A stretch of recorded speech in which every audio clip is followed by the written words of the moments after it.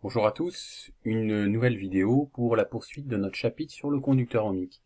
Nous étions arrivés donc au grand 3, auparavant qu'avons-nous vu? Tout simplement que le conducteur ohmique était un appareil capable de convertir de l'énergie électrique en énergie thermique. Ça a été vu, et de ce fait, dépensant l'énergie électrique, lorsque vous placez un conducteur ohmique dans un circuit simple, type circuit série, vous avez une diminution de l'intensité du courant. Donc, une fois que nous avons vu cela, il nous reste quelque chose d'important à voir, c'est de savoir déterminer quelle est la valeur de résistance que vous allez rajouter dans le circuit. Pour ce faire, il y a deux façons de procéder. Donc, nous sommes à la partie grand 3. Comment peut-on mesurer la valeur de résistance d'un conducteur ohmique? Vous pouvez soit utiliser un appareillage, le multimètre correspond à ses spécificités, ou alors vous pouvez utiliser ce qu'on appelle le code des couleurs, qu'il y a effectivement sur le conducteur ohmique.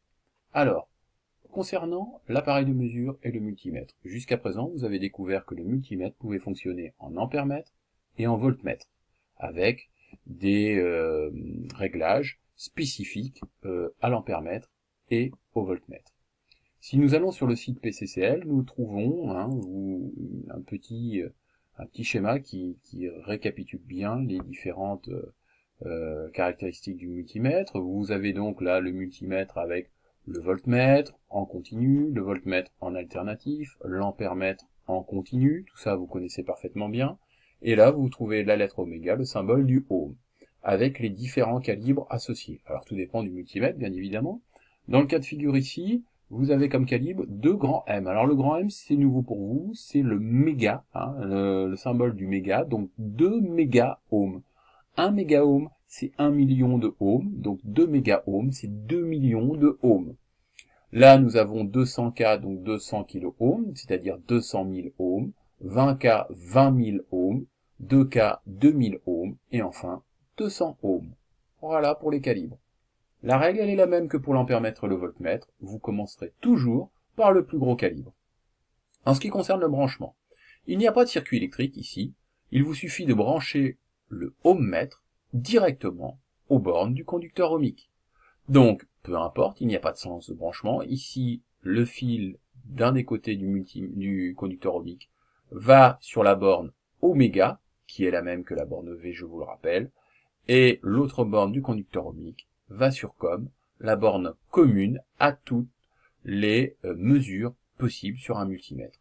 Donc c'est extrêmement simple, il vous suffit juste de brancher directement le multimètre aux bornes du conducteur ohmique, et dans ce cas de figure, là vous avez une lecture qui est relativement précise.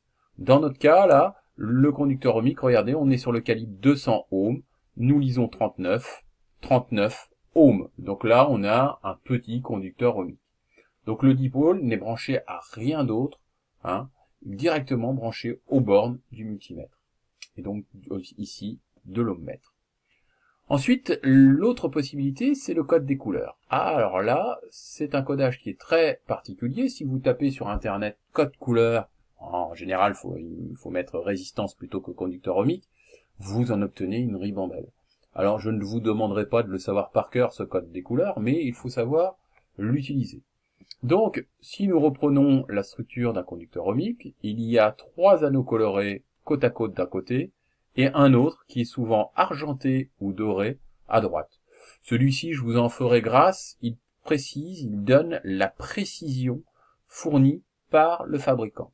En général, vous avez un anneau qui est soit argenté, soit un anneau doré. S'il est doré, c'est 5% de marge d'erreur donnée par le fabricant, et si c'est argenté, c'est 10%. Nous n'en sommes pas là pour l'instant. Regardons ici, vous avez par exemple orange, un anneau blanc et un anneau noir. Les deux premiers anneaux, les plus extrêmes, ici, vont me donner le chiffre des unités et le chiffre des dizaines. Commençons ici par le chiffre des dizaines. Ici, c'est un anneau orange, vous avez donc un 3 qui va apparaître. Voilà, la couleur orange, c'est avec le chiffre 3. Le blanc, c'est le chiffre 9. 3, 9, 39. Voilà. Donc on a le chiffre des dizaines, le chiffre des unités.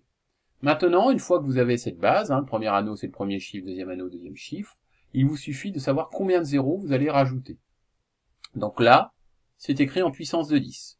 Ça tombe bien, vous l'avez vu en mathématiques, ça ne doit pas poser de soucis particuliers. Donc ici, vous avez un anneau noir. 10 exposant 0. 10 exposant 0, c'est 1. Donc vous ne rajoutez pas de 0 au nombre prédéfini auparavant. Donc 39 fois 1, ça fait 39. Ça fait donc 39 ohms. Imaginons qu'à la place de l'anneau noir, nous ayons un anneau rouge. Nous aurions dû faire 39 fois 10 exposant 2. 10 exposant 2, c'est 100. Et là, effectivement, vous aviez 3900.